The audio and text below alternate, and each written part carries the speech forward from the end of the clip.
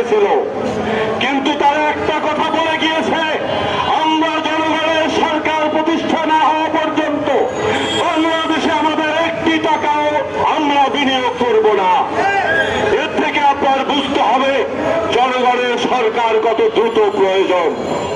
আমাদের নেতা গত 17 বছর বিএনপির ভারপ্রাপ্ত চেয়ারম্যান এদেশের মানুষের অধিকারের জন্য জিয়াউর রহমান এবং খালেদা জিয়ার যোগ্য উত্তরসূরি হিসাবে এদেশের মানুষের পাশে দাঁড়িয়ে এদেশের মানুষের অধিকার প্রতিষ্ঠার আন্দোলন করে যাচ্ছেন।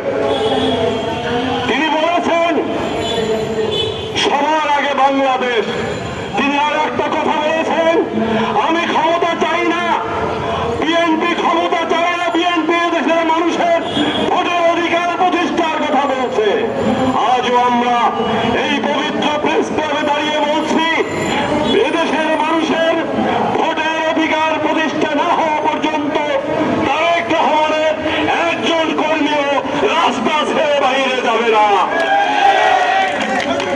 গতকালকে আমরা দেখেছি ন্যাশনাল পিপলস পার্টির প্রতিষ্ঠা বার্ষিকী উপলক্ষে আমাদের নেতা আগামী রাষ্ট্রনায়ক বিএনপির যোগ্য ভারপ্রাপ্ত চেয়ারম্যান জনাব তারেক রহমান এক প্রসঙ্গে বলেছেন, মাননীয় উপদেষ্টা পরিষদ আপনাদেরকে বলতে চাই, আগামী ডিসেম্বরের মধ্যেই আপনাদের নির্বাচন দিতে হবে।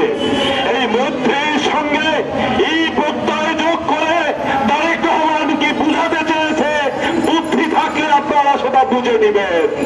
যদি আপনারা তার এই কথার অর্থ না বুঝে থাকেন, তাহলে তারেক রহমানের কোটি কোটি কর্মী আছে, আপনাদেরকে তা বুঝিয়ে দিতে ডিসেম্বরের মধ্যেই নির্বাচন আদায় করে ছাড়বেন ইনশাআল্লাহ।